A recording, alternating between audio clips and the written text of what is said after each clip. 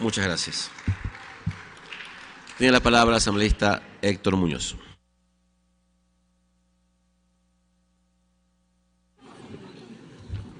Buenas noches, buenas tardes, señor presidente. Un saludo cordial a todos los colegas asambleístas.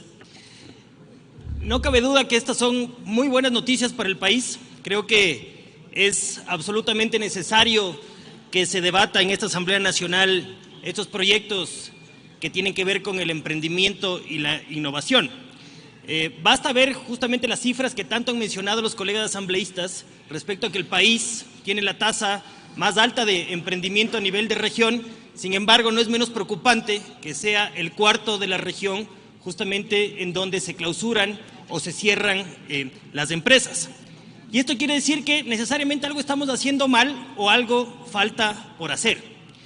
Las razones que tienen las personas para emprender se pueden definir en dos. La una es un tema motivacional y el otro es un tema de necesidad que fue ya abordado en este debate del Pleno. Sin embargo, para esto es importante también saber qué pasa con los acompañamientos, qué pasa con esa asesoría posterior al emprendimiento. Y creo que es importante diferenciar justamente cuáles son las razones del emprendimiento para saber cuál es el tipo de asesoría o de acompañamiento que se da a cada uno de ellos. Importante también saber qué va a pasar con aquellos emprendimientos que tienen más de 5 años. Desde 1985 existe en el mundo un tema que no se está topando en este proyecto de ley, que son los intraemprendimientos.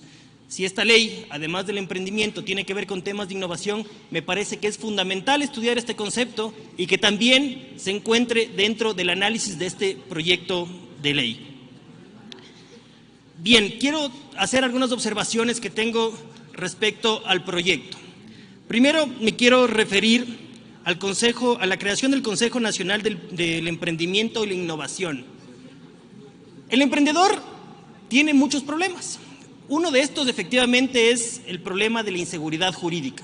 Hemos visto que en el país, los últimos años, hay una reforma tributaria cada año. Esto, efectivamente, afecta a la seguridad jurídica, y esto se traduce en que los emprendedores o los empresarios no tienen claras las reglas de juego, como vulgarmente se lo llaman. Además de esto, efectivamente, se topa con una cantidad de tramitología, trámites en el SRI, trámites en solicitudes en los municipios, trámites en la superintendencia de compañías, trámites en la CENADI, que es el ex IES, etcétera.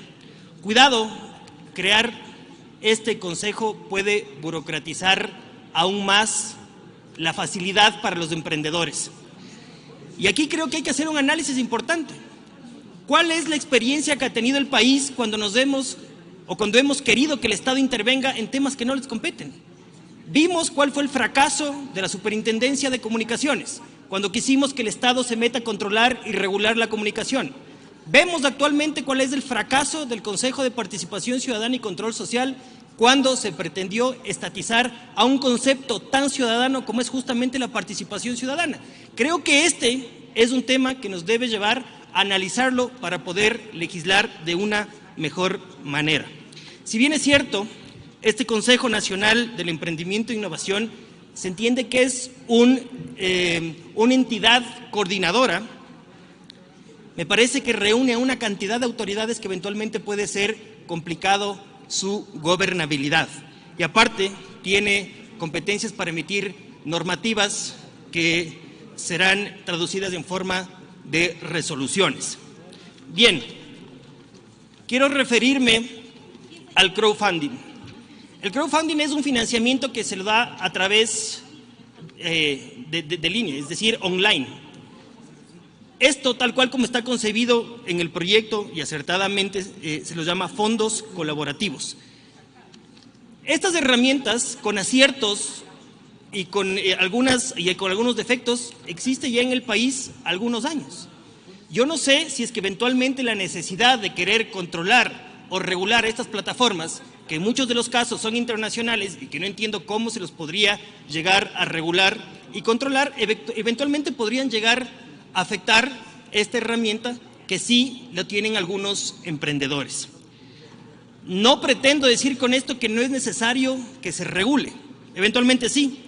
Sin embargo, creo que esto no favorece necesariamente a los emprendedores y creo que es un tema que hay que analizarlo con mayor profundidad dentro del debate. Respecto a la reforma de la ley de compañías, se están creando dos tipos de compañías adicionales. Las he revisado a profundidad, son las sociedades anónimas simplificadas y las sociedades de beneficio de interés colectivo. La verdad, no encuentro mayor novedad en esto. En un caso se trata de impedir que se puedan transferir las acciones sin una previa autorización. Sin embargo, recordemos que en la legislación ecuatoriana, efectivamente, dentro de la ley de compañías, existe otra compañía que es la de responsabilidad limitada, que justamente se necesita de esa autorización de los socios para que puedan transferirse las participaciones en ese caso. Entonces, habrá que analizar si es que existe una verdadera necesidad de crear estos dos tipos de compañías, si es que no tienen un incentivo o un beneficio adicional a las que ya tenemos hoy por hoy en el ordenamiento jurídico nacional.